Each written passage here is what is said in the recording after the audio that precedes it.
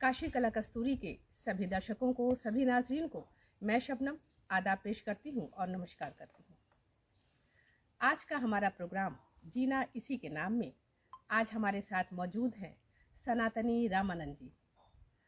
रामानंद जी, आपका काशी कला कस्तूरी के इस फेसबुक मंच पर स्वागत है, अभिनंदन है, खुश आमदीद है।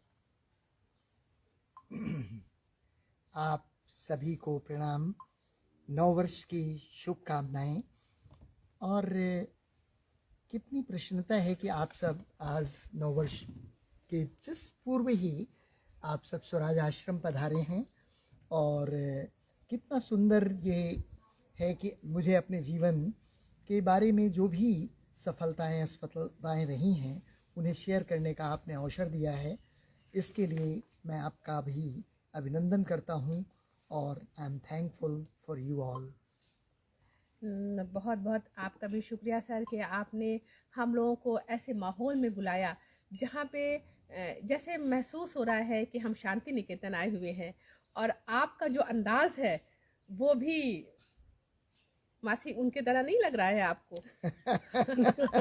हाँ बिल्कुल बिल्कुल, कवि गुरु रविंद्रनाथ टैगोर की तरह लग रहे हैं। रविंद्रनाथ टैगोर जी की तरह आपका पूरा अंदाज भी लग रहा है, सारी चीज़ें हैं और उस शांति निकेतन की याद आ रही है। और मैं अपने दर्शकों को बताना चाहती हूँ कि ये मैं रामानंद जी के आश्रम में बैठी हूँ और इस आश्रम का नाम है स्वराज।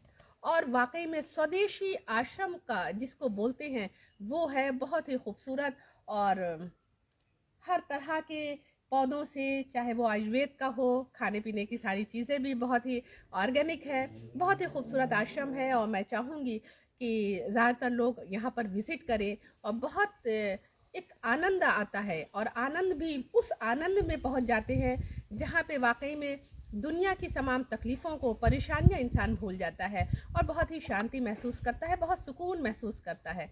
अमनो शांति की ये जगह नज़र आ रही है। और आप सब जानते हैं कि रामानंद जी की जो शख्सियत है वो अनेक एक ही पहचान उनकी नहीं है कि आप पिलग्रिम्स पब्लिशिंग हाउस के ओनर हैं। कहीं भी अगर जब प्रोग्राम होता है तो रामानंद जी की एक अलग शख्सियत नज़र आती है। फूल और एक खुशबू लेकर आप उस खुशबू को बिखेरते हैं। किसी भी प्रोग्राम में हमारे बहुत से नाज़रीन देख रहे होंगे, उनको मालूम भी होगा कि किस तरह से आप फूल और इत्र लेकर उस प्रोग्राम में पहुंचते हैं और सबको फूल की खुशबुओं से और इत्र से और केवड़े जल से एकदम सबको एक हिसाब से कहा जाए कि पवित्र करते हैं। दिमाग में एक सुगंध पैदा होती है और अच्छी खुशबू, अच्छी चीज़ें, अच्छी बातें सब अच्छी लगती हैं। तो सर, मैं ये जानना चाहूँगी कि पिलग्रिम्स सिर्फ एक, जैसा कि मुझे महसूस होता है जब भी मैं वहाँ जाती हूँ, कि वो एक पब्लिशिंग हाउस नहीं है, बल्कि लगता है कि एक धाम है, एक मंदिर है, एक इबादत गाह है, ऐसा मुझे महसूस होता है। तो जो ये आपके पिलग्रिम्स की जो पब्लिशिंग हाउस की जो यात्रा है ये आसान नहीं होगी। और जैसा कि मैंने आपसे बातचीत में पहले ही पता मुझे चला कि आप कॉमर्स के स्टूडेंट थे, तो किस तरह से आप किताबों की दुनिया में किस तरह से आए, कैसे आपको शौक पैदा हुआ इन किताबों की दुनिया का?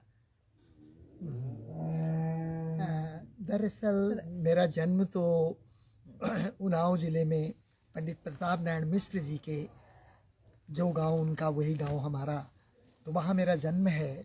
और मैं काशी पढ़ने के लिए आया था और सभी काशी पढ़ने के लिए ही आते हैं क्योंकि ये तो सर्व विद्या की राजधानी है।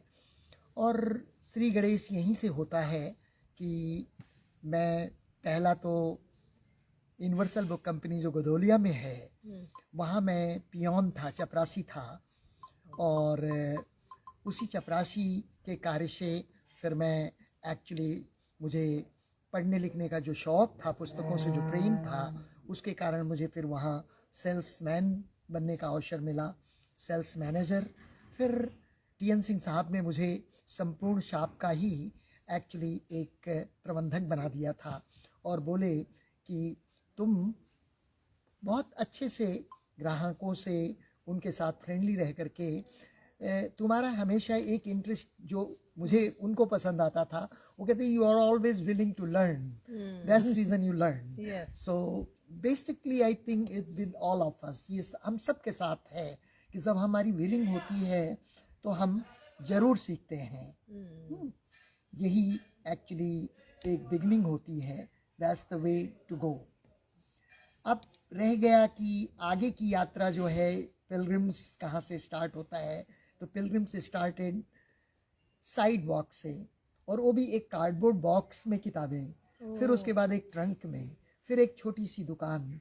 और पिलग्रिम्स क्यों नाम, तो एक प्रश्न मेरा यह था कि हु एम आई, और ये हम सब के ही प्रश्न होते हैं, और साथ में ये था कि इस जीवन का उद्देश्य क्या है और क्या करने आए हो, कैसे अपनी पहचान और कैसे तुम अपने को जानते हो, क्या कैसे तुम अपने को जानते हो। ये प्रश्न एक्चुअली गहरा था, और इस प्रश्न में उत्तर यही था कि हम सभी जीवन की यात्रा में हैं, और जीवन एक यात्रा ही है। इसलिए पिलग्रिम्स जो है, I am the Pilgrim, that was the answer, कि मैं एक तीर्थयात्री हूँ। लेकिन फिर प्रश्न ये उठता था कि आप ही तीर्थयात्री हैं तो बाकी लोग क्या हैं? तो वहाँ पे ये बात समझ में आई कि not only my self is the तीर्थयात्री, हम सभी तीर्थयात्री हैं।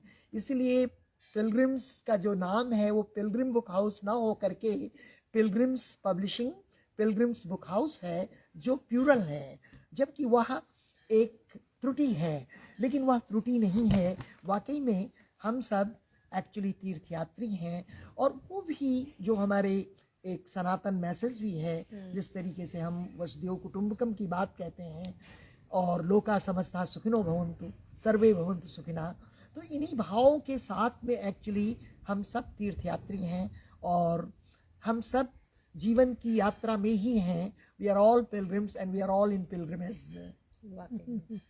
सही बात, हम लोग सभी जीवन की यात्रा में हैं, और सभी एक तीर्थ यात्री हैं, क्योंकि सभी के पहुंचने का जो डेस्टिनेशन है वो सब एक है। तो इस तरह से, लेकिन अगर देखा जाए तो जो पिलग्रिम्स आपने नाम रखा, ग्रामेटिकल तो इस बाय मिस्टेक भी लग सकता है, और लगता है कि आप इंटेंशनली आपने ये नाम इसके साथ किया, तो उसके पीछे आपका क्या भाव होगा? देखिए, जैसा मैंने आपको बताया कि वी ऑल आर पिलग्रिम्स, हम सभी तीर्थयात्री हैं, और हम सभी यात्रा में हैं, जीवन की यात्रा में हैं। इसलिए वो नाम मुझे हार्ट सूदिंग था, तो जो दिल को सूद कर जाए, जो पसंद आ जाए, तो यही होता है कि वहाँ कहीं ना कहीं मुझे लगता है वो ईश्वरी इच्छा है। तो उस ईश्वरी इच्छा को मैंने कोशिश किया है जीने के लिए अपने काम में भी, और वो काम में इस तरीके से जीने की कोशिश है कि जैसे एक होता है कि हम सब जो काम करते हैं, तो उसमें क्या, मतलब मेरा क्या अपना एक होता है कि माइंडसेट, तो मेरा जो माइंडसेट उस समय भी था और आज भी वही है कि कोई भी काम हम करें तो रुचि का करें, और रुचि के साथ में वो सकारात्मक इनपुट भी हम दें उसको, सकारात्मक रहें और सृजनात्मक भी रहें, क्योंकि सृजन जो है वो प्रकृति का मीन्स एक फेनोमेना है। प्रकृति हमेशा जो है ना वो वॉश्ड होती है, वो विकास करती है। इसलिए मनुष्य भी जब से जन्मता है, हमने देखा है कि माँ के उदर से लेकर के आज 65 वर्ष की अवस्था पा लिया है, तो मेरा भी तो विकास ही हुआ है ना। बिना दाढ़ी मोछ के पैदा हुआ था, अब तो दाढ़ी मोछ भी सफ़ेद हो चली है, और धीरे धीरे यात्रा वो उसी ओर बढ़ती है जहाँ हम सब ये चाहते हैं कि चौथेपन में हमें जो कहते हैं कि संन्यास की ओर बढ़ना या वानप्रस्थ से की ओर जाना, तो ये सब विषय मुझे ऐसा लगता है कि कितने प्रैक्टिकल हैं, और उसमें यही लगता है कि जो पुस्तकों से मेरा प्रेम है वो इतना ही है कि मैं समझता हूँ कि शिक्षा जो है पूरे जगत के लिए, पूरे मानव जाति के लिए, वो 4 पुरुषार्थों पे ही बेस्ड है, धर्म, अर्थ, काम, मोक्ष। आखिर as a human what we can desire the most, हम इन्हीं डिजायर के बीच में एक तरीके से सागर में लहरों की तरीके, कभी धर्म की लहरें होती हैं, तो कभी लहर जो है वो अर्थ की होती है, कभी लहर काम की होती है, काम की तो होती कभी ये होता है कि उन्हीं मुक्ति लहरों हो के जाए, बीच, हाँ। महासागर हम हो जाए। जी। और इन्हीं लहरों के बीच जो 4 लहरें हैं ज़िंदगी की, जैसा कि अभी आपको सर ने बताया, तो उन 4 लहरों के बीच जिस तरह से अपना एक अलग रास्ता निकाला, जिस तरीके से अपने में एक खूबी पैदा की, वो भी आसान नहीं है। और कहा जाता है कि जीवन तो संघर्षों का नाम है, जीवन तो परेशानियों का भी नाम है, लेकिन उन परेशानियों से, उन संघर्षों से कैसे निकलकर लोग अपने गोल को, अपने जो चाहते हैं वो पा लेना भी आसान नहीं होता है। तो सर, जैसे आपका नेपाल में भी एक पब्लिशिंग हाउस है, और ये भी मैं जानती हूँ कि वो पब्लिशिंग हाउस आपके हवाले भी कभी हो गया और वो पूरा जल चुका था, और वहाँ आपके बरसों की मेहनत मिनट भर में वो खाक हो गई।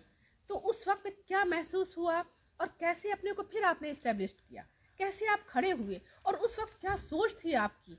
क्योंकि इंसान जब किसी के घर में, किसी के गोडाउन में, किसी के दुकान में अगर आग लग जाती है तो वो इंसान बिल्कुल टूट चुका होता है, खड़े होने में उसको बरसों लगते हैं। लेकिन उस वक्त आप किस तरह से आपने महसूस किया? देखिए, महसूस करने के लिए तो यही था कि यह अग्नि कहीं से रुक जाए, और रुकने के पीछे यही था कि कई बार मैं ये रियलाइज़ कर रहा था कि अब तो पैर भी जल चुके हैं, अब तो ऊपर भी पेट तक आग पहुंच चुकी है, अब तो सीना भी जला, अब हाथ भी जला, अब सर भी जला। तो इस तरीके से जैसे ईश्वर आग से बढ़ रही थी, वो आप वो महसूस कर बिल्कुल रहे वो थे। महसूस हो रहा था। लेकिन उस महसूस के साथ में जब सुबह वहाँ राख थी, सर, दर्शक भी आपको विभूति, देखना चाहते हैं, जब वहाँ सामने सामने। विभूति थी, राख थी, तो मैंने वहाँ से थोड़ी एक ही फ्रेम में दोनों थोड़ी को कर सी दीजिए। विभूति लिया और अपने मस्तक पे लगाया, और यही मेरे हृदय से शब्द निकले थे, ओम अग्नये नमः, अय अग्नि तुझे नमन है। तो यही ताकत होती है। और लोगों ने मुझसे पूछा कि क्या जला, कितना जला, तो एक्चुअली मैं ये कहना चाहूँगा कि वैसा बुक शॉप जो वर्ल्ड फेमस था, सभी लोग उसकी इतनी तारीफ करते थे, बीबीसी ने भी उसको दिखाया था, आउटलुक मैगजीन ने अमेरिका की एक बार एक आर्टिकल लिखा था, और उस आर्टिकल में और कवर में ये था कि 7 best book shops in the world and Pilgrims was one of them. So that was even surprise to me, क्योंकि मैं कभी इसका वेट भी नहीं कर रहा था, लेकिन लोग कहते थे कि क्या क्रिएशन है, कितना सुंदर संग्रह है, और कितना प्लेजेंट। कुछ तो हमारे जो बाहर से, चाहे वो ऑस्ट्रियन यूनिवर्सिटी हो, जापान यूनिवर्सिटी हो, टोक्यो यूनिवर्सिटी हो, हार्वर्ड हो, ऑक्सफोर्ड, वो लोग जब आते थे एयरपोर्ट तो सीधे एक्चुअली पिलग्रिम्स आते थे और होटल नहीं जाते थे। They might staying in the 5 star hotel, 3 star hotel, 2 star hotel, और गेस्ट टू गवर्नमेंट और एजुकेशन सेक्टर। लेकिन वो आते थे और कहते थे कि I one of the reason, और कभी मैंने ये प्रे भी किया था पशुपतिनाथ जी से, यही ईश्वर जैसे आपके दर्शन करने आते हैं वैसे ही कोई ऐसा सृजन हो जाए जिसके दर्शन भी करने लोग आए। तो वो बनी थी पिलग्रिम बुक हाउस काठमांडू। तो ये सब चीज़ें यही है कि मुझे तो ऐसा लगता है कि जो भी हम चाहते हैं, और अगर हम सच्चे दिल से चाहते हैं, तो परमात्मा बहुत दयालु है। खुदा की इबादत जो है वो कभी वेस्ट नहीं जाती है। तो इसलिए चाहना, थोड़ा सा उसमें विशेष ध्यान रखना चाहिए, क्योंकि जो आप चाहेंगे वो आपको प्राप्त हो जाता है। और इसके साथ हम ये भी कहेंगे कि ये सब प्राप्ति के लिए दो ही क्या एक ही शर्त होती है कि अतिशय रगड़ करे जो कोई, अनल प्रकट चंदन से होई। बिल्कुल आपने सही कहा।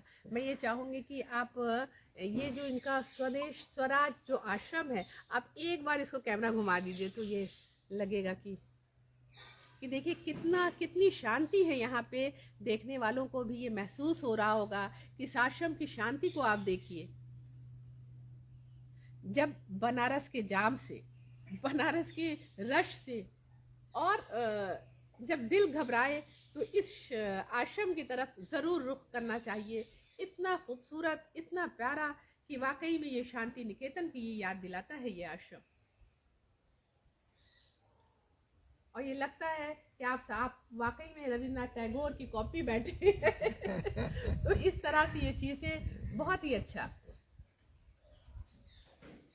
और हमारे साथ हमारे इस स्वराज आश्रम के विजिट में doctor N K Shahi sir, ex principal central Hindu boys school, और विदुषी सुचरिता गुप्ता जी भी हमारे साथ है। आप अपने तरफ भी घुमा लीजिए। That's sweet.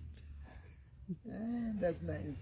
तो देखिए हम सब साथ में हैं, हम लोगों को बहुत अच्छा लग रहा है कि वाकई में दुनिया की भागदौड़ और परेशानियों से कुछ देर के लिए तो राहत महसूस हो ही रही है। और यहाँ से एक पॉजिटिव एक एनर्जी, पॉजिटिव एक वाइब्रेशन नजर आ रहा है।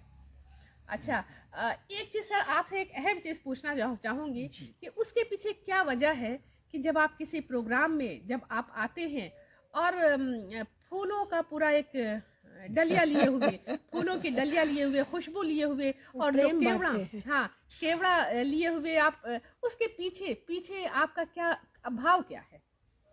देखिए, फूल जो है वो स्पॉन्टेनियस स्माइल है और प्रकृति की स्माइल है। प्रकृति ने कितने सुंदर रंगों में और कितनी खुशबू भरी है। तो एक तो ये है कि ये प्रकृति के उपहार हैं, मेरे उपहार मात्र नहीं हैं। मैं तो सिर्फ एक्चुअली आप सबके सामने मुझे आनंद आता है। इट इज एक्चुअली यहाँ पे भी फूल है, मैं दिखाना चाहूंगी। आप इसको देखिए, यहाँ हम लोग बैठे हुए हैं, यहाँ पे भी वैसे ही फूल लेके जिस तरह से आप कहीं भी प्रोग्राम में जाते हैं फूलों की डलिया लेकर, उसी तरह से महसूस हो रहा है। जी देखिए, फूलों के साथ में बड़ी सिंपल सी मेरा जो सोचना है, एक सोच तो ये भी है कि जब कभी अगर मेरा नाम रामानंद, तो मैं कहूँगा कि कबीर, रैदास, तुलसी सब किसी कालखंड में रामानंद के शिष्य हुआ करते थे। लेकिन यहाँ मुझे ऐसा लगता है कि नहीं, अगर वो मेरे शिष्य हुआ करते थे तो मुझ जैसे क्षुद्र गुरु को एक्चुअली कबीर से सीखना चाहिए। अंतिम समय में वो क्या हुआ था, है?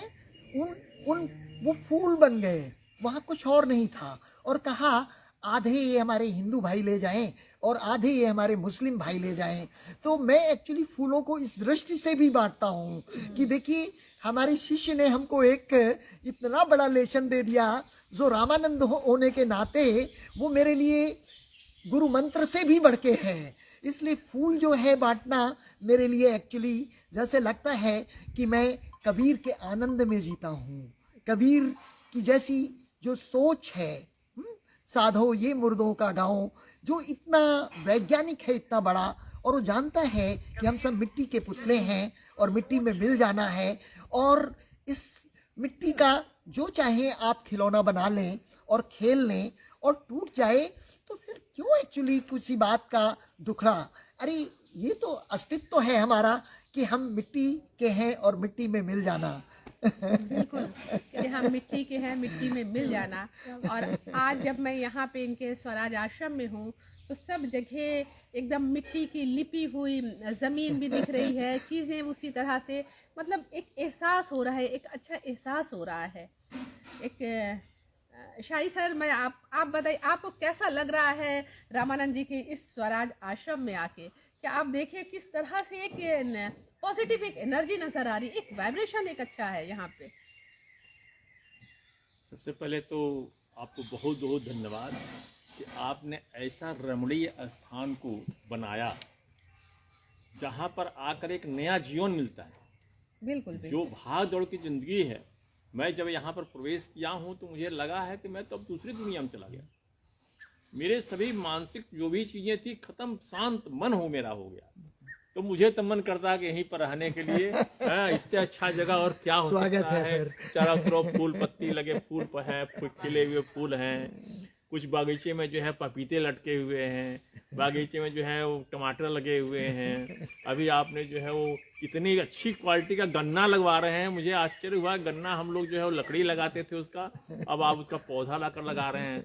पता चला कि स्पेशल क्वालिटी का गन्ना है वो। तो आप इस तरह की चीज़ें नेचर से आप अपने आप को जोड़ लिए, बहुत बड़ी बात है। क्योंकि इंसान अगर नेचर से जोड़ ले, अभी आपने कहा कि फूल और पत्ती, तो वही नेचर है। आप नेचर के साथ रहेंगे तो सुखमय रहेंगे, और नेचर को छोड़ देंगे तो सुख खत्म हो जाएगा। तो यह नेचर ही है, नेचर से आए हैं, नेचर को जाना है। तो हमको तो जीवन में सबसे अच्छा रमणीय जगह मिला, और मुझे बार बार आने की इच्छा यहाँ करती है। धन्यवाद। धन्यवाद आपको और आपका स्वागत है। बिल्कुल, ये एक रमणीय जगह है जहाँ पर एक बार आने पर बार बार आने की ज़रूरत महसूस होती है। वो ज़रूरत इसलिए कि इंसान दुनिया की बहुत सी परेशानियों से थोड़ा देर के लिए सुकून चाहता है, और जब ऐसी जगह हो और जहाँ पे एक अच्छा वाइब्रेशन हो, एक अच्छी तरंग नज़र आए, तो वो अट्रैक्ट करती है, आकर्षित करती है अपनी तरफ। और वो जगह यूं ही अच्छे तरंगों से भरी नहीं होती है, उसके बनाने वाले पर सारी चीज़ें निर्भर करती हैं। क्योंकि रामानंद जी ने जिस दिल से ही नहीं, आत्मा से इन्होंने उसको समझा, बनाया, संवारा, सजाया है, तो वो कहीं ना कहीं वो अच्छा वाइब्रेशन हमको नजर आएगा। थैंक यू शबनम, बहुत बहुत धन्यवाद। गाय अब पाला है बहुत मैं यही कहना चाहूँगा कि प्रकृति के ये सब ईश्वरी इच्छा है। ये स्वराज आश्रम कोई ये नहीं है कि मैंने तो चाहा था, मेरी चाहत तो यही थी, क्योंकि एक्चुअली उस अग्नि के बाद में मुझे बार बार यही संदेश मिलता था, हर बार प्रकृति की ओर लौटो। और हमें लगता है कि 9 वर्ष का यही पूरे जगत को संदेश होना चाहिए कि प्रकृति की ओर लौटो। प्रकृति। बिल्कुल कि हमको प्रकृति की तरफ लौटना है। आज जिन परेशानियों से, जिन हम लोग पैंडेमिक से गुजर रहे हैं, वो उसकी वजह यही प्रकृति है कि हम लोगों ने प्रकृति के साथ खिलवाड़ किया है, और आज हमारे गर्दन को पकड़ रखा है प्रकृति ने ही।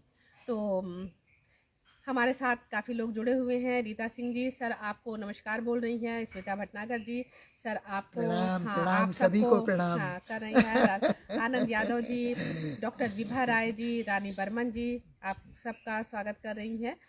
तो इस तरह से हमारे साथ काफ़ी लोग जुड़े हुए हैं, और हालांकि यहाँ पे बहुत ही क्लैरिटी नहीं है, यहाँ पे नेटवर्क प्रॉब्लम है, लेकिन हम लोग अपनी कोशिशें कर रहे हैं जो जितनी भी बातें हम लोगों की आप तक पहुँच सके। मेरा ख्याल है कि सभी पहुँचेंगी, भले ही स्टिल क्लैरिटी ना हो हम लोगों की फोटोज़ में और इस तरह में, लेकिन काफ़ी। सर सुचेता मासी, आप कुछ बोलना चाहेंगे, आप कुछ बताना चाहेंगी? यहाँ पे आके आपको कैसा लग रहा है, क्या फील हो रहा है? सबसे पहले तो मैं प्रणाम करती हूँ रामानंद जी को, क्योंकि ऐसे संत मैंने नहीं देखा कि जिस तरह से उनके मैं पिलग्रिम्स में जाती हूँ, और वहाँ लगता ही नहीं कि मैं किसी शॉप पे आई हूँ और किताबें ख़रीदने के लिए। मुझे बरबस जैसे लगता है कि किसी देवस्थान में आई हूँ और किताबें लगी हुई है, सब देख रहे हैं। और सबसे बड़ी बात है कि आपको तो व्यवसायी लगते ही नहीं है, और मुझे तो लगता है कि आप जैसे प्रकृति प्रेमी है वैसे पुस्तक प्रेमी दिखते हैं ज़्यादातर। तो उसके साथ व्यवसाय का वो मुझे तो लगता नहीं, उसको मैं कनेक्ट नहीं कर पाती हूँ। लेकिन यहाँ आने के बाद सच में लगता है कि जो गुरुदेव रविंद्रनाथ टैगोर की जो है जो सोच था, वही सोच मुझे अभी यहाँ दिखाई पड़ रहा है इसे आपके इस धाम में। जैसे यहाँ पर जो पुस्तक के उसमें आप सेवा कर रहे हैं, उसी तरह से रविंद्रनाथ टैगोर भी संगीत और पुस्तक और बाकी जो प्रकृति के साथ रहते थे, बिल्कुल वैसे ही महसूस हो रहा है मुझे। और यही लगता है कि यही लोगों की ज़िंदगी जीवन होना चाहिए, यही जीवन होना चाहिए। ऐसी शांति में ही आप कुछ नया कुछ क्रिएशन कर सकते हैं। और आज के जो युवा पीढ़ी को मैं यही कहना चाहती हूँ कि इनको उनकी तरह सरल बनिए, बिल्कुल, और इनकी तरह जैसे प्रेम बांटते रहते हैं, फूलों के सहारे बांटते, इत्र के सहारे की बांटते हैं और गुलाब जल के सहारे बांटते हैं। तो आप प्रेम बांटिए और देखिए उससे डबल प्रेम आपको मिलेगा। और जहाँ प्रेम मिलेगा वहाँ शांति है, और जहाँ शांति है वहाँ ईश्वर है। बिल्कुल सही आपने कहा कि जहाँ शांति है वहाँ ईश्वर है। और इस तरह से वाकई में देखिए, आप यहाँ पे देसी गाय पली हुई है और कई 11, आप खुद बता रहे हैं कि 11 गाय यहाँ पे है। और आप समझ सकते हैं कि 11 गाय का जो खर्च है वो मामूली नहीं होगा। लेकिन चूँकि सिर्फ दिमाग में यही नहीं रहता है कि हमको फ़ायदा हासिल करना है, हमको समाज में कुछ करना है। ये जो जानवर हैं उनके लिए कुछ करना है, जो गाय हैं जिनको माता कहा जाता है उनके लिए भी खिदमत करना, उनकी भी सेवा करना। और यहाँ तक कि जैसे कि आप बता रहे थे कि 60,000 पर मंथ इनका खर्च आता है। और जबकि दूध आप नहीं के बराबर, ऐसा नहीं है कि बहुत ज़्यादा दूध की बिक्री हो रही है और उससे वो खर्च निकल रहा है। लेकिन एक चीज़ है कि जिनको हम माता कहते हैं, हम उनकी भी सेवा करें। और इस तरह से बल्कि कुछ एक गाय तो आप खुद कहानी बता रहे थे कि वो बाहर से लेकर आए और कहीं कोई बीमार गाय थी, ऐसे रोड पे टहल रही थी, उसको भी लेकर आए और उसकी भी सेवा किया और वो अब ठीक भी है। तो इस तरह से एक सेवा भाव के साथ साथ जब ज़िंदगी चलती है तो वाकई में उनके हाथ का जो भी काम होता है उसमें एक ऊर्जा नजर आती है। जी, एक्चुअली देखिए, गाय जो है उसे हम लोग वो के यहाँ तमाम नाम हैं और उनमें से एक नाम कामधेनु है। जी जी। और कामधेनु का अगर उसका अर्थ समझें और जीवन में उसका जब आप प्रैक्टिकल करने चलेंगे, गौसेवा करेंगे और गौ माता को आप माता का दर्जा जो है उन्हें और माता जैसा सम्मान देंगे, तो हमें लगता है कि मनुष्य के जीवन की समस्त इच्छाएं पूर्ति होती है उससे। और मैं तो ये कहूँगा कि मैं जब कभी कहीं किसी विद्यालय में, स्कूल में बच्चों के, छोटे बच्चों के या किशोर अवस्था, तो मैं जब जाता हूँ या जो युवा है, तो मैं 3 बातें ही 3 लोगों से करता हूँ। बच्चों से ये पूछता हूँ कि किसके किसके घर गाय है और किसके किसकी मम्मी ने गाय का दूध पिला करके भेजा है। हाँ। या दूध पिला करके भेजा है, भैंस का ही सही। हाँ। लेकिन दूध पी करके आए हो कि नहीं आए हो।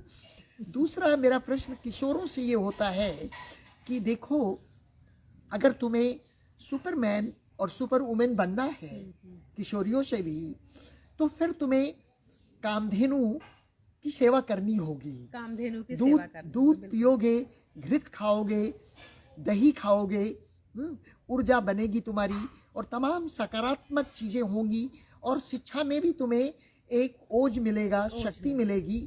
तो उससे तुम्हारा जो अध्ययन होगा वो बड़ा ही विस्तार करेगा और तमाम चीजें तुम्हारे सामने, तमाम सत्यता जो है तुम ऐसे ही जान जाओगे क्योंकि तुम ऊर्जावान हो, तुम ओजस्वी हो। और दूसरा, जब किशोर और मतलब जब युवा और युवतियों के विद्यालयों में, कॉलेजों में गया, तो मैंने कहा देखो, शादी ब्याह में हमारे यहाँ भाई डावरी हम लोग के यहाँ चलन रही है। अब कुछ हद तक उस पर कंट्रोल है क्योंकि शिक्षित हो गई हैं लड़कियां भी लड़के भी। तो उससे सुंदर क्या हो सकता है, वो एक दूसरे को हृदय से चाहें और हृदय से प्यार करें और ये डावरी वगैरह ना हो। लेकिन अगर डावरी की बात भी है तो मैं कहूँगा कि मनुष्य को या हमारे युवक युवतियों को अपने शादी में अगर कोई चाह हो तो माता पिता से यही कहना चाहिए कि मुझे एक सुंदर देसी गाय दीजिए। और क्यों, ये भी उनको बताते हैं कि भाई क्यों, तो क्यों का उत्तर ये है कि हम दोनों युवक हैं, जब हम दूध पिएंगे, देसी घी खाएंगे हैं और उसके तमाम हम पूजन पाठ यज्ञ करेंगे, तो ये परिवर्तन ऐसा होगा कि हम सही माने में अपने रोमांस को भी समझ पाएंगे। और रोमांस तो एक्चुअली वो तो इबादत है परमात्मा की। है? और उस इबादत से अगर तुम लोग चूक गए तो बड़ी चूक हो जाएगी। तो ये रहता है मेरा भाव युवक युवतियों के साथ में कि कि वो सब एक्चुअली एक गाय रखें और उनकी सेवा करें, युवक युवती, क्योंकि उनकी उम्र भी है सेवा करने की, कर सकते हैं।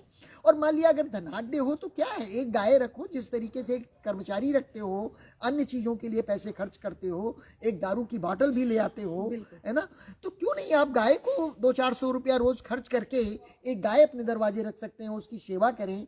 तो ये गाय जो हमारी कूड़े करकट में खाती पीती हैं, और वो तो माँ, बचेंगे, वो जैसे कितना कंट्रास्ट, कितना अजीब लगता है जब हम जिसे माँ कहते हैं और वो जब कूड़े में भोजन खोजती होती है, नाली का पानी पीती होती है, तो ये अच्छा नहीं लगता है। ये कहीं से भी हमें लगता है कि हृदय को बहुत ही पीड़ा पहुंचती है। और मैं तो चाहूँगा कि ये कार्य करने के लिए एक और पक्ष था कि देश में क्या होना चाहिए। देश में क्या होगा। तो वो कामधेनु की बात है। तो मैं हमेशा इस स्वराज आश्रम के उद्देश्य को भी और जीवन के उद्देश्य को भी और जगत के हितार्थ जो बात है, मुझे जैसे लगता है वो यही है कि जय कामधेनु, जय स्वराज, जय जगत। जय कामधेनु, जय स्वराज, जय जगत। वाकई में इसी उद्देश्य के साथ और बहुत से अच्छे अच्छे चीज़ों के साथ आपकी ज़िंदगी आगे बढ़ रही है और समाज को कुछ दे रहे हैं। जब अच्छे विचार होते हैं, अच्छी चीज़ें होती हैं, तो जो जैसे कि आपने बहुत से युवाओं के लिए भी बहुत अहम बात की। और सर ये भी मुझे ये लगता है कि जब आप लोगों के वक्त में जो शादियां होती थी, जो रिच घराने होते थे वो देते थे अपने लड़कियों की शादी में, वो दहेज की तरह जहेज में गाय को देते थे। जी जी, एक्चुअली क्या था, हमारे यहाँ ऋषि परंपरा में गाय का महत्व यूँ था कि एक्चुअली जो हमारे ऋषि थे वो सभी एक्चुअली कृषक थे और उनको ऋषि कृषि का विधान और विज्ञान पता था। तो इसी वजह से एक्चुअली गाय की बहुत बड़ी आवश्यकता भी थी उस साधना को पूरा करने के लिए। और ऋषि कृषि क्या है कि जैसे एक अन्न हम जो है फल फूल, अगर हम विषाक्त रूप से उसमें पेस्टराइज और केमिकल्स डाल करके पैदा करते हैं तो वो विषाक्त है।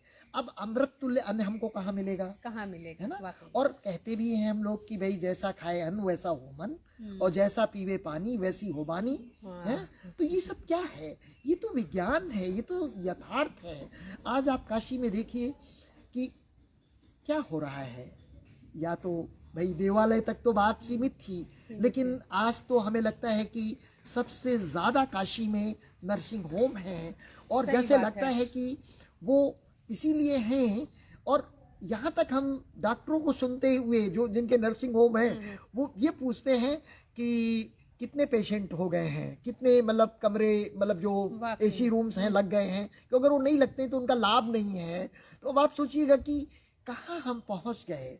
और हम तो ये कहेंगे कि जैविक खेती करके हम निदान पा सकते हैं रोगों से, नर्सिंग होम से।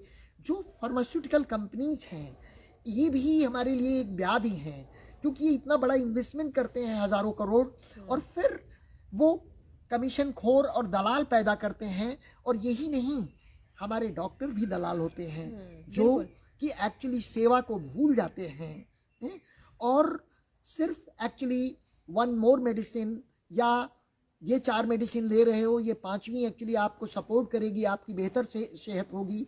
और सेहत एक बहुत ज़रूरी चीज़ है, क्योंकि हम सब जानते हैं कि निरोगी काया सबसे बढ़िया सुख है। और सुख कौन नहीं चाहता है, कौन नहीं चाहता है, बिल्कुल। क्योंकि स्वस्थ शरीर में स्वस्थ मस्तिष्क का अगर निर्माण होता है तो यकीनन इसलिए निर्माण हो रहा है, इसलिए हमारी सोच अच्छी हो रही है, क्योंकि हमारा दिमाग हमारे शरीर के उन व्याधियों से दूर है, तो इसलिए हम अच्छा सोच पा रहे हैं। ये अच्छा, एक चीज़ आपसे ये बहुत अहम सवाल करना चाहूँगी आपसे कि आपका पब्लिशिंग हाउस दूसरे पब्लिशिंग हाउस से किस तरह अलग है, कि या क्या ऐसी चीज़ है जो आपका, क्योंकि जो आपकी सोच है, जो आपके काम करने का तरीका है, वो ऑब्वियसली दूसरे से बिल्कुल अलग है। इसमें क्या चीज़ अलग है? देखिए, जहाँ तक बुक्स का भी काम जो मैंने किया, बुक शॉप भी और पब्लिशिंग भी, वो कभी मार्केट ड्रिवन नहीं रहा है। Because I never went to किसी लाइब्रेरी में जहाँ 20% 40% दे करके अगर किताबें हमारी लगें तो मैंने एक्चुअली कभी किताबें इस तरीके से हमने यही किया है कि अगर कंटेंट्स है तो एक दिन उसको लोग देखना चाहेंगे, पढ़ना चाहेंगे और कुछ उनको मिलेगा। जब कुछ प्राप्त होगा तो वही एक्चुअली बुक है। और जब किसी बुक से हमको सिर्फ एक्चुअली ये हो कि किताबें हैं, आज किताबों की स्थिति ये है कि the books are actually basically sold by kg. Yes. Yeah. And some cities in Italy and stuff I have heard they are selling actually by yard. एक यार्ड अगर आप किताब लेंगे या 1 square feet, तो this will be, and they are used actually for interior decoration or they are used because I do have also the books. Oh, You see, not not for the reading. book shop की हमें एक अच्छी पुस्तक पढ़ने का अवसर मिला है और मैं एक अच्छी पुस्तक की तलाश में हूँ। आज भी मेरे जीवन में इतना सब 14 बार अमेरिकन बुक एक्सपो, जो फ्रैंकफर्ट का सबसे बड़ा बुक एक्सपो लगता है, बुक फेयर, तो फ्रैंकफर्ट में 4 बार गया। लंदन में जब मैंने सुना कि वहाँ हे एंड वाई करके एक गांव है, वो किसानों का गांव है, लेकिन वहाँ जब बारिश और जाड़ा होता है तो किसान के पास काम नहीं रहता है, तो हर किसान जो है वहाँ एक एक विषय की बुक शॉप स्पेशलाइज करके खोला हुआ है। और वो विलेज इतना सुंदर लगता है कि वहाँ कारपेंटर अपना काम कर रहा है, जो आयरन स्मिथ है वो अपना काम कर रहा है, लोहार, है ना। और इस तरीके से करके वो लोग अपने गिफ्ट आइटम भी तैयार करते हैं, जो क्योंकि वो पिलग्रिमेज प्लेस बन गया है, वो टूरिज्म का हब बन गया है। और मैं भी वहाँ गया, 2 दिन मैं टेंट में रहा वहाँ, और वहाँ की cream and potato, they have big potato and they filled up with the चीज, और उसको वार्म करके सर्व करते हैं। And even the fish is very popular in London. हाँ, तो इस तरीके की चीज़ें एक्चुअली जब मैंने देखा तो मैंने सोचा कि they are all earning also. अब वो किसान का गांव सिर्फ किसानी पे डिपेंड नहीं था, वो एक लघु उद्योग है या लघु कार्य करके, छोटा सा कार्य करके अपने जीविकोपार्जन को और बेहतर किया है, और दूसरों के जीवन को भी बेहतर बनाने के लिए वो पुस्तकें और जो ऑर्गेनिक फूड वगैरह जाते हैं उसके प्रोडक्ट जो है वो अपने गांव में ही बेचते हैं, और पूरी दुनिया उस गांव जाती है किताबों के लिए। अच्छा, मेरे एक प्रश्न था कि आपकी पसंदीदा सब्जेक्ट क्या है? प्रणाम, आइए गौतम सर। की तरह काम कर रहे हैं। तो आपकी पसंदीदा किताब, मैं अगर पुस्तक के बारे में बात करूं तो आपका कौन सा सब्जेक्ट सबसे पसंद है? कि मुझे जो विषय रहा, मैं वैसे कॉमर्स का विद्यार्थी रहा कॉमर्स के हूं। विद्यार्थी थी। हाँ, लेकिन कॉमर्स के विद्यार्थी में तो बस उतना ही, जो एक बार मेरे गुरुजी ने पढ़ाते पढ़ाते ये कहा कि if you want to lead real success then you have to work for yourself. अगर आप रियल सफलता का अनुभव करना चाहते हैं तो आपको अपने आप काम करना होगा, कुछ अपना काम करना होगा। तो इसीलिए मैंने साइड वॉक से किताबें बेचना चालू किया और चपरासी की एक बुक शॉप में नौकरी की। और जहाँ तक मेरे पसंदीदा की पुस्तक अगर कोई कहे तो मैं आज ये कह सकता हूँ कि इतनी पुस्तकों के बीच में, मध्य में, और जैसा मैंने आपको बताया कि 14 बार यूएस बुक एक्सपो, 4 बार फ्रैंकफर्ट, दिल्ली में जो भी इंटरनेशनल बुक फेयर्स लगते रहे वहाँ पार्टिसिपेट भी किया है एज ए पब्लिशर भी, और हर साल वहाँ गए हैं। और अगर वो 7 दिन का होता है तो 7 दिन में मतलब सब किसी का फ़ोन नहीं अटेंड करता हूँ और हर स्टॉल पे जाता हूँ, चाहे वो टेक्स्ट बुक की ही क्यों ना हो। तो मुझे एक्चुअली अंडर वन रूफ बहुत कुछ सीखने को मिलता है, क्योंकि where I should go to learn as a book seller और एज ए पब्लिशर। तो वो जो अमेरिका बुक फेयर भी जाता था तो अंडर वन रूफ हमको सारे पब्लिशर मिल जाते थे, ऑथर्स मिल जाते थे, आर्टिस्ट मिल जाते थे, सब अपनी अपनी मार्केटिंग के लिए भी आते, क्योंकि वहाँ तो बहुत ऑर्गेनाइज है। You see, it's actually too organized. Even we can't really, have not got there. हम वहाँ अभी पहुँचे भी नहीं हैं। तो ये सब चीज़ें जो मुझे सीखने को मिलती थी ये अद्वितीय रहीं। लेकिन इतनी किताबों के बीच में फिर जो आपका प्रश्न है कि नहीं वो कौन सी एक पुस्तक है, तो मैं कहूँगा कि एक पुस्तक वो हमारे महात्मा गांधी जी द्वारा रचित है, हिंद स्वराज। और वो कितनी अद्भुत पुस्तक है कि वो प्रश्न और उत्तर के फॉर्म में है।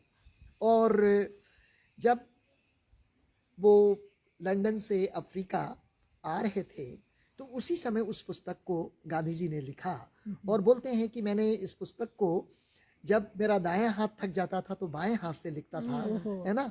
और एक उसी यात्रा में उन्होंने उस पुस्तक को कंप्लीट किया। हालांकि उसके मंथन में, चिंतन में तो मुझे लगता है कि गांधी का पूरा जीवन ही गया, जबकि उनके 100 वॉल्यूम में उनका वांग्मय है ना, अद्भुत वांग्मय है। अब ये जरूर है कि देश के पास, किसके पास समय है नहीं है, प्रश्न इतना ही है कि हमको तो लगता है कि उनका सारभूत सब कुछ मुझे हिंद स्वराज में मिलता है। और हिंद स्वराज में जो समाधान है वो सिर्फ हमारे आपके लिए नहीं, सिर्फ अपने ही राष्ट्र के लिए नहीं, वो पूरे विश्व का समाधान है। लेकिन बनस्पत उस पर शोध, अध्ययन, रिसर्च आगे होने चाहिए और लोगों को एक्चुअली उस ओर मुड़ करके अब चलने की बात है कि हम सिर्फ पुस्तकें पढ़ें ना, हम उन्हें आचरण में लें, तभी उस पुस्तक का महत्व होता है। तो ये जो अपना आश्रम भी है, ये ईश्वरी इच्छा है कि हिंद स्वराज फिर मैंने प्रकाशित भी किया है। और हमने एक यात्रा भी की जो हिंद स्वराज की गंगा जल यात्रा 7 दिन की। अच्छा। और उसमें प्रोफेसर समदुंग रिम्पोचे जी को एक दिन अवसर मिला उनको सुनने के लिए, और इसी तरीके से जस्टिस गिरधर जी का अपने को आशीर्वाद मिला।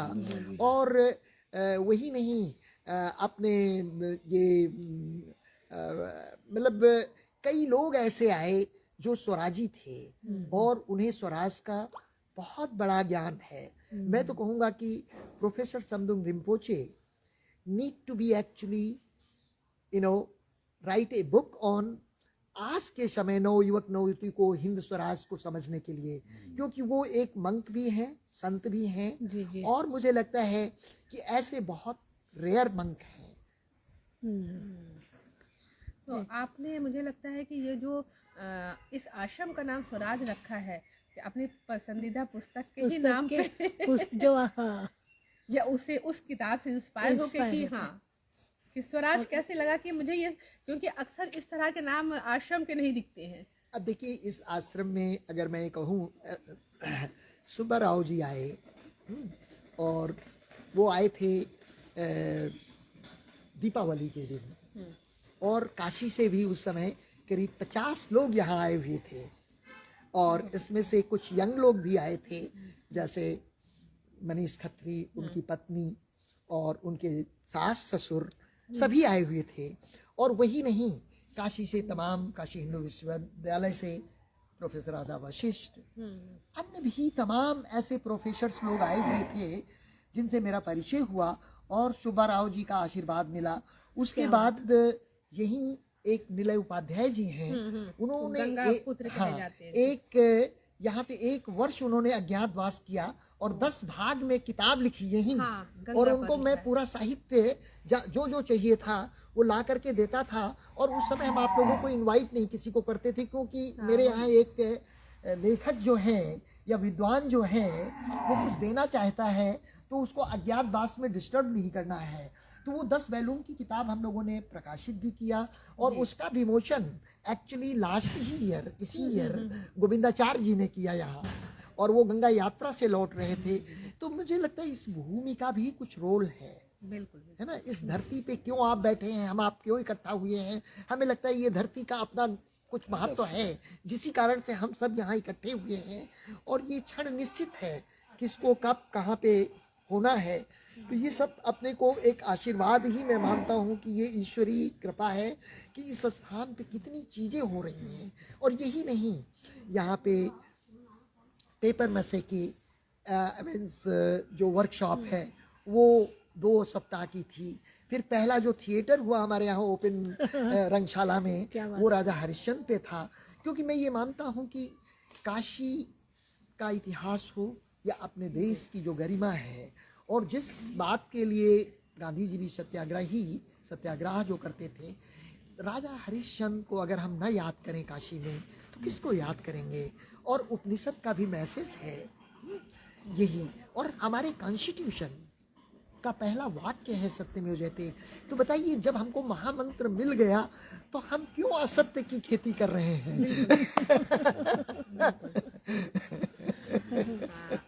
आज हमारे साथ इस आश्रम में आकाशवाणी वाराणसी के station director doctor Rajesh Gautam ji भी यहाँ मौजूद है। सर, आपका भी काशी कला कस्तूरी के इस फेसबुक लाइव प्रोग्राम में स्वागत है, अभिनंदन है और खुशामदीद है। आप यहाँ पे आए, अच्छा लगा, और इस वक्त हम लोग बातचीत भी कर रहे हैं रामानंद जी से। तो सर, यहाँ इस आश्रम में आने के बाद और रामानंद जी की जो सोच है, जो उनका उद्देश्य होगा इस आश्रम को बनाने का, उससे यहाँ पे आके आपको महसूस कैसा होता है कि यहाँ पे हम आए हैं और इस तरह से इन्होंने जिस तरह से यहाँ ये वक्त देते हैं और बड़ा सिस्टमेटिक वे में, कि जैसे अभी सुचेता मासी बोल रही थी कि लगता है कि जैसे हमको शांति निकेतन की याद आती है, और आपका होलिया भी कुछ उसी तरह का लगता है। नहीं, ये मेरा दूसरा चांस है। एक बार मैं स्वराज आश्रम में स्वामी जी नहीं थे तो भी मैं आ चुका हूँ, और इसका मेरे पास शब्द नहीं है, मैं क्या कहूँ। इस भूमि, इस धरा का कुछ अलग ही आकर्षण है, बिल्कुल बिल्कुल अलग सा खिंचाव है। क्योंकि मैं जब पहली बार आया तो मैं थोड़ी देर के लिए आया था, बहुत व्यस्ततम कार्यक्रम में से, और मैं यहाँ आके बैठ के करीब 3 घंटे में बैठा रहा, आसपास घूमता रहा, गाय को देखा, पौधों को देखा। मैं बहुत सोचता रहा, चिंतन करता रहा कि ये कुछ तो माया है प्रभु की, यहाँ कुछ अलग सी है, दिख रही है। उसी की माया है सर। और फिर उसके बाद में देखिए, आज भी हमें आना था 11 बजे, लेकिन हम अपने आप को रोक नहीं पाए, बल्कि हमने फ़ोन भी किया कि हमको देर हो सकती है। फिर हमें एक आसरा था कि आश्रम में जा रहे हैं तो आश्रय मिलेगा ही, स्वामी जी तो होंगे ही। तो इसी भाव से हम चले आए। और सबसे बड़ी बात है कि जो यहाँ शांति है ना, जी बिल्कुल, उसका जवाब नहीं है। एक्चुअली हम लोगों ने सर अपना ये वाइब्रेट कर रखा था, वाइब्रेशन पे साइलेंट पे कर रखा था फ़ोन। जब प्रोग्राम शुरू किया तो आप कर रहे होंगे, तो हम लोग उस वक्त नहीं कर पाए। नहीं, अद्भुत जो कुछ चीज़ें, कुछ पेड़ पौधों को देखा मैंने, कुछ बुक्स दिखी, कुछ एंटीक्विटी की चीज़ें दिखी, कुछ आपका जो पर्सनालिटी है ना, वो उस हिसाब से हमने बहुत, चूँकि मैं भी आचार्य का विद्यार्थी हूँ, हाँ, अच्छा, तो हमें लगा कि जो यहाँ पर चीज़ें, अच्छा जिस तरीके से रखी गई वो बहुत अहम इट इज़ वेरी इम्पोर्टेंट। है। यस। और हमें तो लगता है ये साधना स्थली है। और यहाँ पर जितना हम थके थे, हालांकि हम दोनों भाई कुछ खाए नहीं है सुबह से, हम लोग सुबह से भागे दौड़े हैं। आपका भोजन सर तैयार है। यहाँ आने के भूख प्यास सब मिट गई, ऐसा लग रहा है। क्योंकि हम लोग काम में व्यस्त थे, और काम करते करते इतना बड़ा जुलूस निकला। एक जुलूस आ रहा है, जुलूस जा रहा है, उसी में इतना बड़ा डिक्की का सेमिनार, सारे मंत्री सब लोग थे। लेकिन फिर भी हमें था कि पहुंचना है तो पहुंचना है, अब आज मन है तो जाएंगे ही। बल्कि सर मैं कहा कि चलो, वहाँ बहुत शांति मिलेगी भाई। स्वामी जी आए थे, रिकॉर्डिंग नहीं क्या, चलो इनको बताया तभी आश्वस्त हुए। तो इस तरह का कुछ तो है ही। थैंक यू सर, धन्यवाद आपको। अच्छा, बहुत लोग ये पूछ रहे हैं कि ये देव स्थान है कहाँ पर। तो मैं बताना चाहूँगी कि ये देव स्थान जो है शूल टंकेश्वर मंदिर के जस्ट करीब में ही है, बल्कि बिल्कुल करीब में ही है, बिल्कुल बगल में ही है। तो उसी जगह ये जगह है स्वराज आश्रम। गायत्री मल्होत्रा जी, डॉक्टर विभा राय जी, हिमानी झा जी, ये सब आप सबको प्रणाम बोल रहे हैं। प्रणाम सभी को।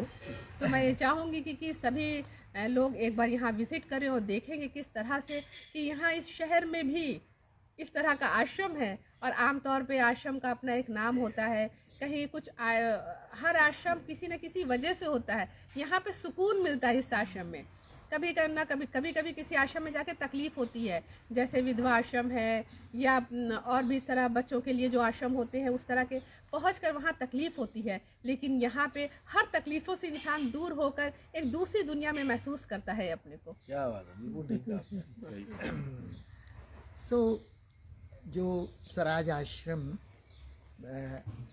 क्यों है और क्या इसके प्रतीक हैं, तो प्रतीक रूप में इसमें उद्देश्य जो है, मिशन जो है, वो यही है कि ये सब छोटे छोटे प्रतीक हैं, चाहे वो रंगशाला हो, व्यायामशाला हो, गौशाला हो, संवादशाला हो, या जैसा सर ने कहा कि जो यहाँ कलेक्टिव्स हैं, जो कलेक्शंस हैं, वो भी एक्चुअली मुझे तो भारत भूमि तो भरी हुई है सर, है ना।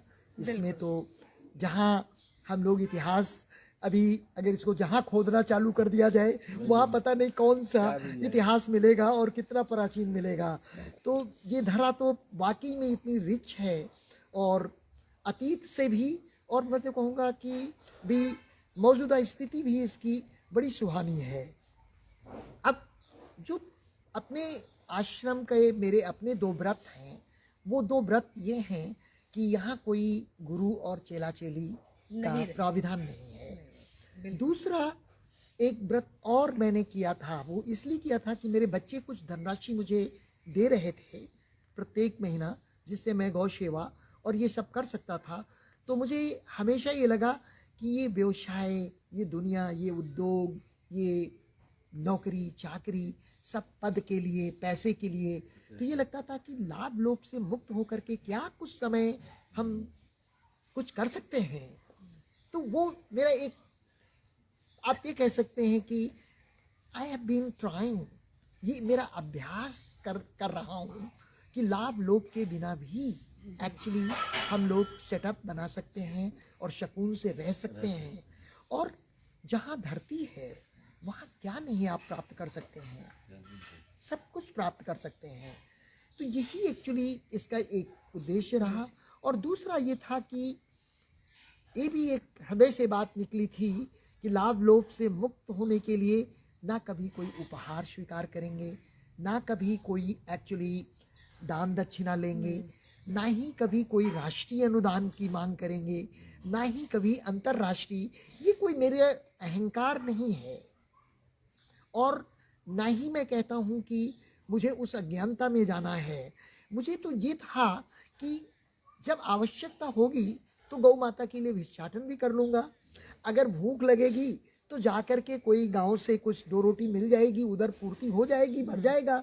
तो उसके पीछे ये भी था। लेकिन ईश्वर ने मुझे इतना समृद्ध किया है कि लोग कहते हैं कि सरस्वती के साथ क्या लक्ष्मी की भी कृपा होती है, तो मैं कहता हूँ कि सरस्वती की कृपा जब होती है तभी लक्ष्मी की कृपा होती है।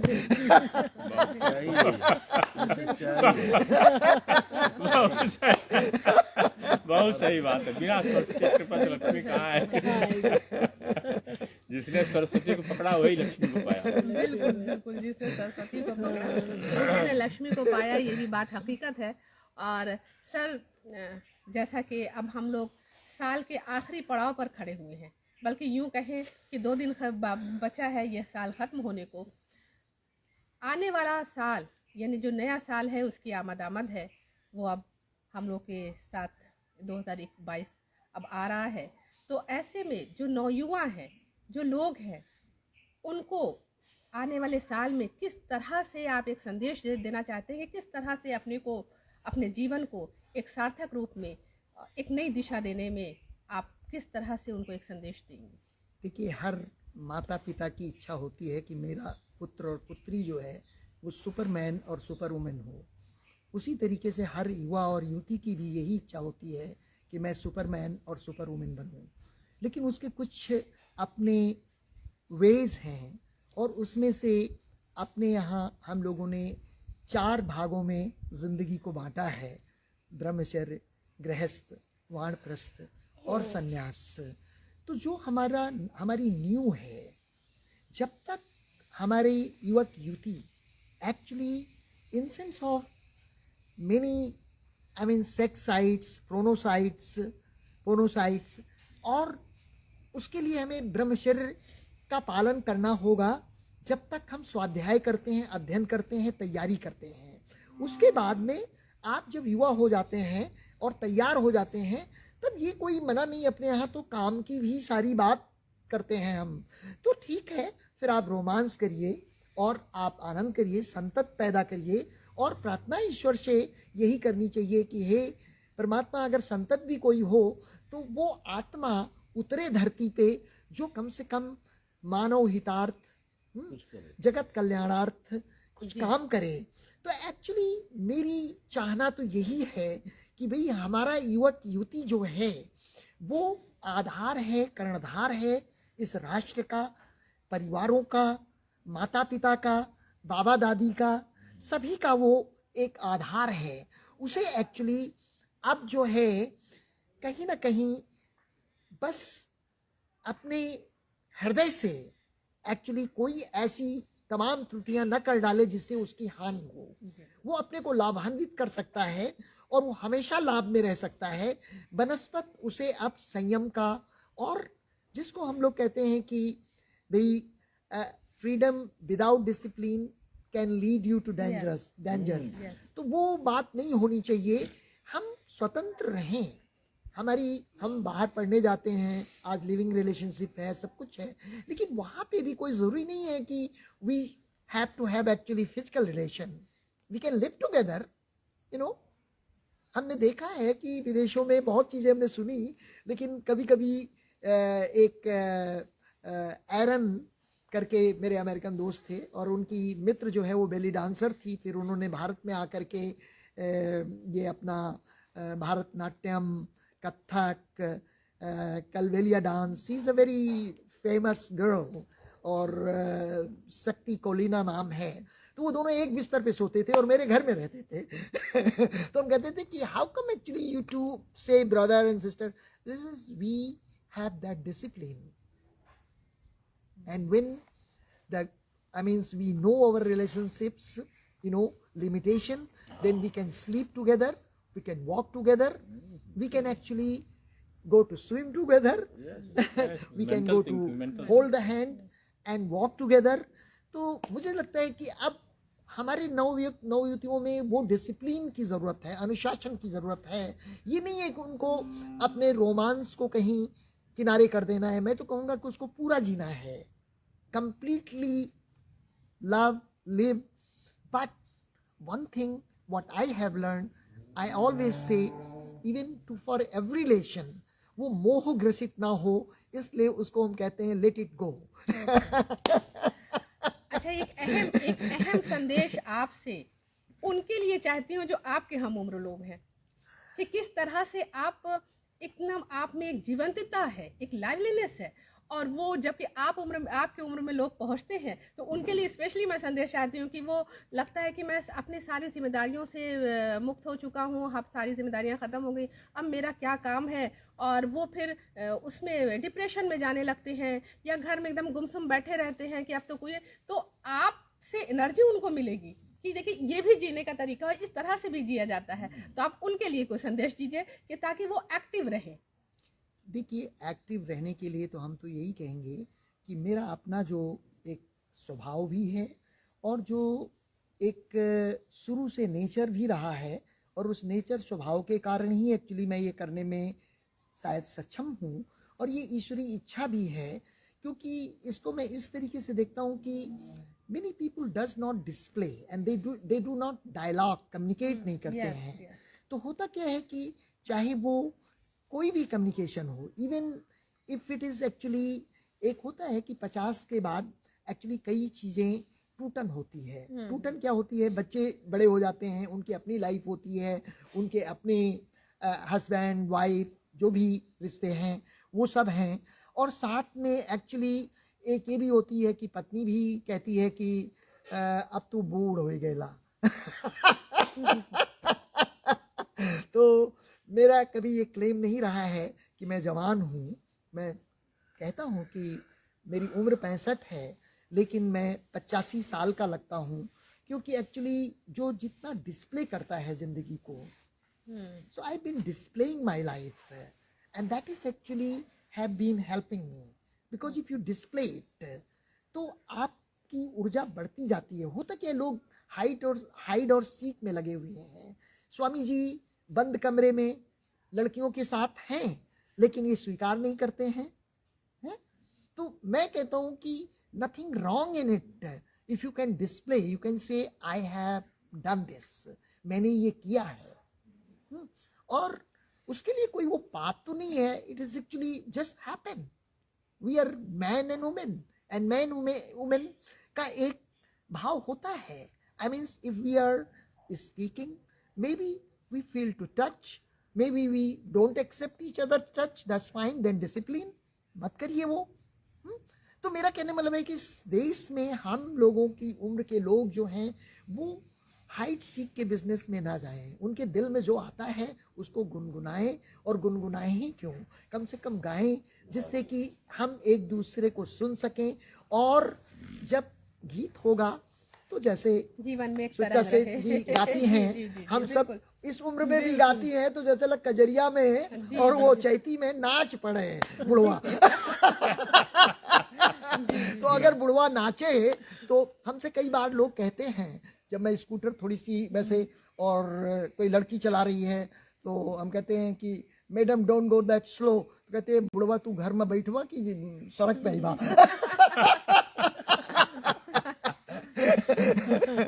तो मैं ये कहूँगा कि मेरा संदेशा यही है कि हम सब दिल से जी, जिएं, और दिल के चीज़ों को हम बहुत हाइट सीख ना करें, तो हमें लगता है हम स्वस्थ भी रहेंगे, और हमें ये डर नहीं रहेगा, भय नहीं रहेगा। हम लोग बहुत भयभीत होते हैं। कभी कभी मैं हमेशा मिठाई की दुकानों में जब मैं देखता हूँ कि किसी मिठाई का नाम रसवंती है, तो मैं सोचता हूँ कि अगर ये दुकान पे बिक सकती है और मुझे मिल सकती है, तो कोई रसवंती जा रही हो तो मैं क्यों ना उसको कहूँ कि तू रसवंती है। तो जीवन ऐसा ही जीवन है। ऐसा है कि उसमें एक उमंग होनी चाहिए, एक तरंग होनी चाहिए, जिंदगी की एक खुशी होनी चाहिए, तभी जो है जीवन में खुशी होगी। और वरना दुख तकलीफ तो सबके साथ लगा होता है, और उसी में जीना है, उसी में खुशियाँ भी ढूंढनी है। और हमारे साथ शाही सर हैं, doctor N K Shahi sir. Sir, मैं नए वर्ष में लोगों के लिए, खासकर नव युवकों के लिए मैं संदेश आपसे जानना चाहूँगी, क्योंकि आप तो CHS का प्रिंसिपल रहे हैं, बच्चों को आपने देखा है, समझा है, जाना है, बूझा है, उनको गढ़ा है, तो किस तरह से उन बच्चों के लिए आपका संदेश? देखिए, बच्चों और जो नवयुवक हैं, उनके जीवन का कुछ न कुछ उद्देश्य होता है, और उनके माता पिता का भी कुछ शिक्षा होती है कि हम अपने बच्चों के जीवन को कुछ अच्छा बनावें। तो जो भी नवयुवक हैं या छात्र हैं, उनको नए वर्ष में अपने ऊर्जा को और दोगुना करना चाहिए। ये सोचना चाहिए कि इस वर्ष में मेरी ऊर्जा कम थी, हम अब ऐसा करें कि अगले वर्ष मेरी ऊर्जा और दोगुनी हो जाए। बिल्कुल। और उस कार्य को, जिस कार्य के लिए लगे हुए हम हैं, जो मुझे वो ड्यूटीज हैं मेरी करने की लाइफ में, उस ड्यूटीज को और ज्यादा एनर्जी के साथ जो है हम उसको पूरा करें। अब वो एनर्जी कहाँ से मिलेगी? एनर्जी यही मिलेगी कि आप अध्ययन में मन लगाइए, किताबों को पढ़िए, महापुरुषों की जीवनी को पढ़िए, अच्छे अच्छे किताबों को पढ़िए, जिससे कि आपका नैतिक चरित्र डेवलप हो। आजकल मेरी शिक्षा की सबसे बड़ी समस्या यह है, स्कूलों में भी मैं देखता हूँ, जो शिक्षा है वह शिक्षा केवल किताबों तक रह गई है। कोर्स में जो चीजें हैं, अध्यापक में उन कोर्स की चीजों को पढ़ा करके अपना किनारे होता है, तैयारी करा देता है, परीक्षा में बैठ जाओ, अच्छे नंबर पा जाओ, पीठ ठपठपा लो। ये नहीं होना चाहिए। हमेशा समाज को, शिक्षक हो या शिक्षक का जो गुण होता है वह कहीं से भी मिल सकता है, कोई भी शिक्षक हो सकता है। जहां से भी आपके चरित्र निर्माण की चीजें मिलती हैं उसको प्राप्त करिए, और हमेशा यह रखिए कि हमारी क्या ड्यूटीज हैं। आप ड्यूटीज को पहले सोचिए कि हमने अपने लाइफ को, ईश्वर ने मुझे भेजा है, तो ईश्वर ने मुझे इस जगत में भेजा है तो कुछ ड्यूटीज देकर के भेजा।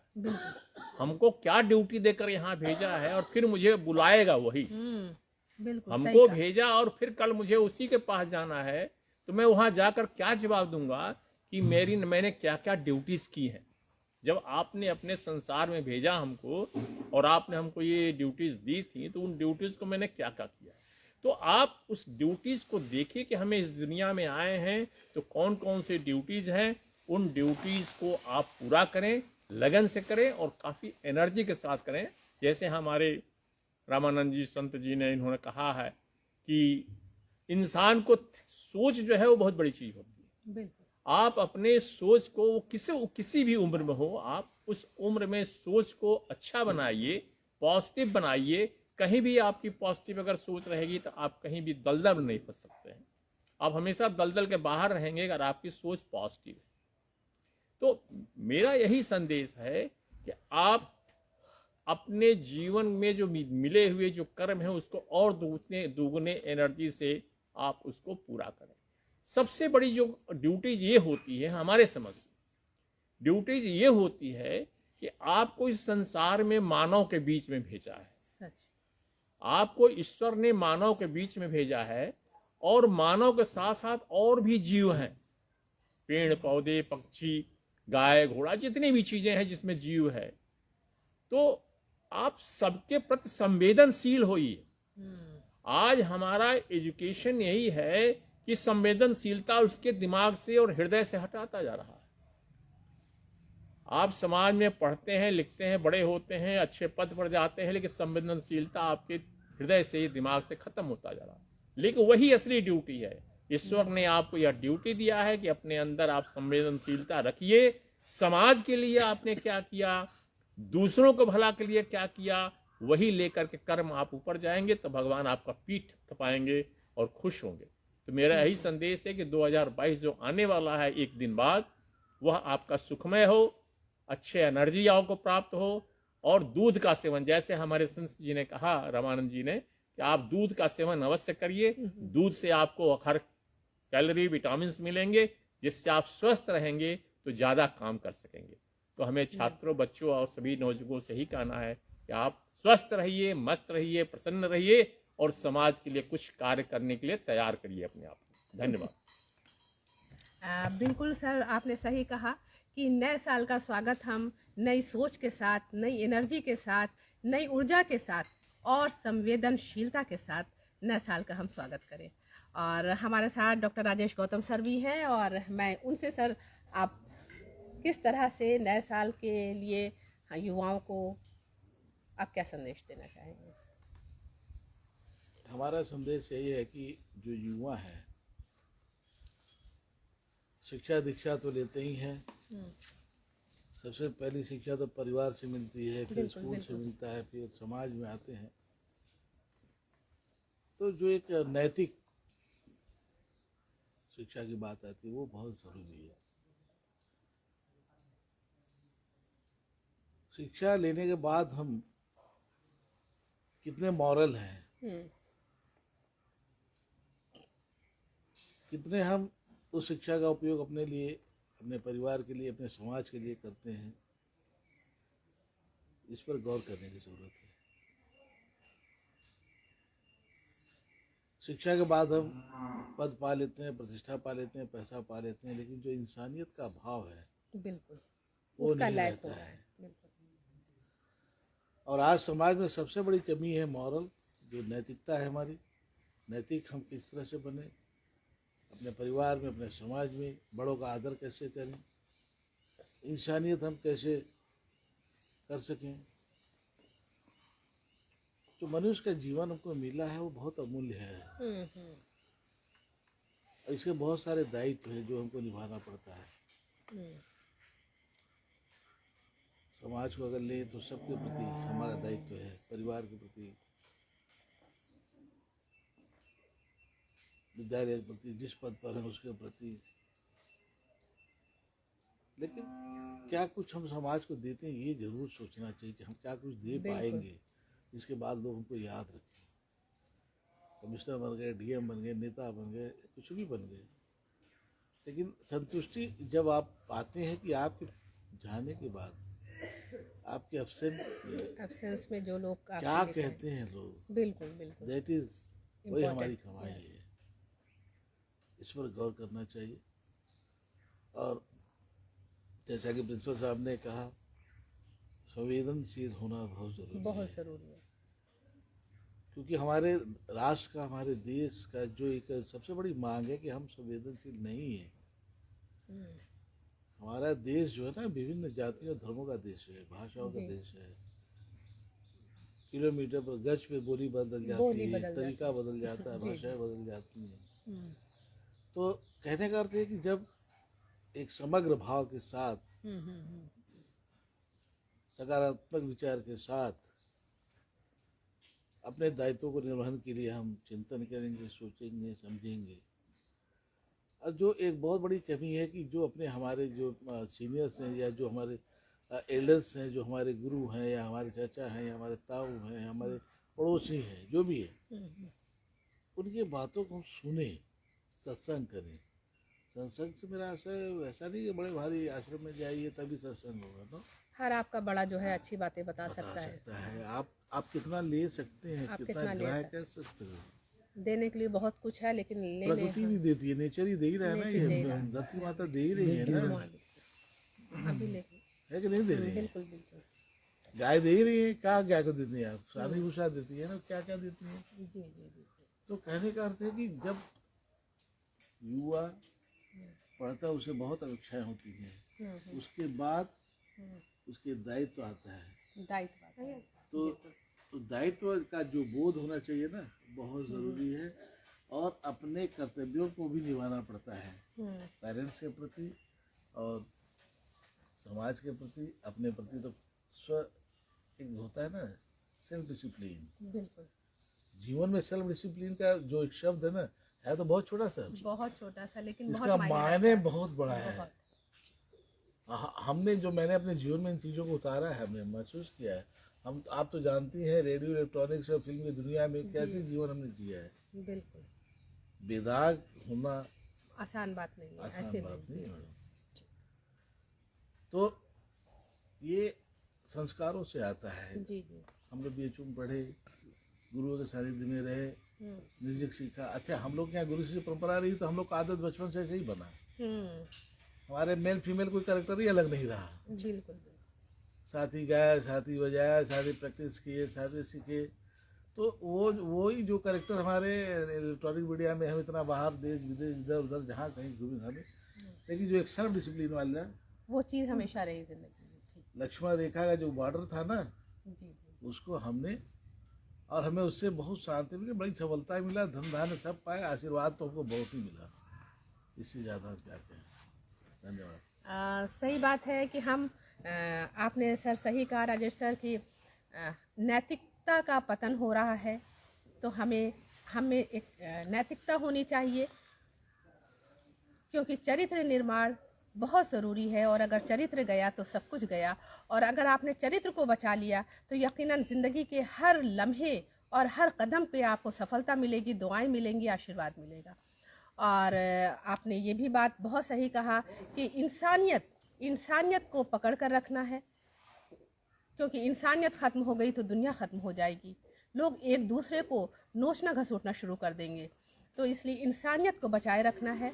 और तीसरी चीज़ सर आपने बहुत सही कहा कि जो हम कोशिश करें कि हर चीज़ से हम लेने की कोशिश बहुत ज़रूरी है। तो युवाओं से हमारा ये आज जो काशी कला कस्तूरी पर ये हमारा प्रोग्राम हो रहा है, इस प्रोग्राम के तहत जो सारे लोगों ने जो बात कही, उसका एक आउटपुट मैं देना चाहूँगी कि हम लेने की कोशिश करें, वो प्रकृति से, अपने बड़ों से। और जैसा कि राजेश सर ने सही कहा कि कोई इसके लेने के लिए, कुछ अच्छी चीज़ सीखने के लिए हमको आश्रम या कहीं बहुत दूर 100 किलोमीटर जाने की ज़रूरत नहीं होती है। हमारे आस पास पड़ोस, हमारे बड़े बुजुर्ग, प्रकृति सारी चीज़ें हमको सिखाती है। और हम उसी अकॉर्डिंग अगर चलेंगे तो हम जीवन में सफलता पाएंगे, जीवन में हमारे उत्साह रहेगा, ऊर्जा भी रहेगा, नैतिक पतन से भी हम दूर रहेंगे।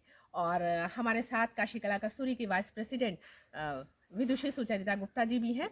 मैं सुचरिता जी से मैं ये पूछना चाहूँगी, मैं उनसे भी ये संदेश चाहूँगी युवाओं के लिए, और ख़ासकर जो संगीत स्टूडेंट्स हैं, कि जिस तरह से वो संगीत की दुनिया में आगे बढ़ रहे हैं, लेकिन कभी कभी सुचरिता जी, कभी कभी ये होता है कि बच्चे डरते हैं, हम जा तो रहे संगीत की दुनिया में, मुझे इतना प्रोग्राम नहीं मिलेगा, तो बड़े बड़े लोग हैं इस फील्ड में, और ऐसा तो उनके लिए, ऐसे बच्चों के लिए कि क्या उन बच्चों को रिस्क लेना ज़रूरी है, अपने शौक़ में आगे बढ़ना ज़रूरी है, या कुछ दूसरा रास्ता भी निकालना ज़रूरी है?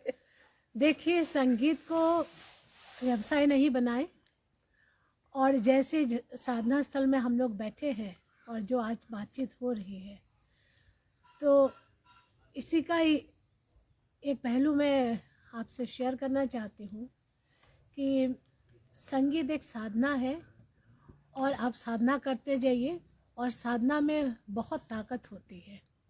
तो संगीत की साधना करें, और क्या मिला, क्या पाया, क्या नहीं पाया, उसका हिसाब किताब ना करें, उसको साधना में रहने दीजिए। बाकी अगर आपको घर चलाना है, कुछ करना है, तो आप कोई भी काम करिए। तो संगीत को व्यवसाय ना बनाए तो ज़्यादा अच्छा है। उसके बारे में सोचिए नहीं, संगीत ऐसे ही देगा। अगर आप साधना करेंगे, साधना का फल मिलेगा, तो उसके लिए आप चिंतित ना रहें और आप रियाज करते रहें। और आज जिनके पास हम लोग आए हैं वो पिलग्रिम्स के जो क्या नाम है, रामानंद जी। तो मैं इसलिए कहना चाह रही हूँ कि जहाँ पर आई हूँ तो किताब आप पढ़े, पुस्तक पढ़िए। पुस्तक चाहे वो संगीत की पुस्तक हो, चाहे किसी भी जिसमें आपका इंटरेस्ट है वो किताब पढ़िए।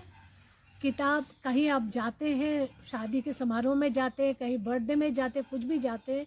जैसे बंगाल में हम लोग जब छोटे थे, आसाम में, हम लोग एक दूसरे को किताबें भेंट करते थे, चाहे वो शादी ब्याह हो, चाहे वो जन्मदिन का हो। तो आप लोग भी इस साल एक संकल्प लें कि कहीं भी आप जाएंगे तो आप उपहार स्वरूप पुस्तक की भेंट करेंगे। यही हमारी इस साल के आप लोगों के लिए संदेश है।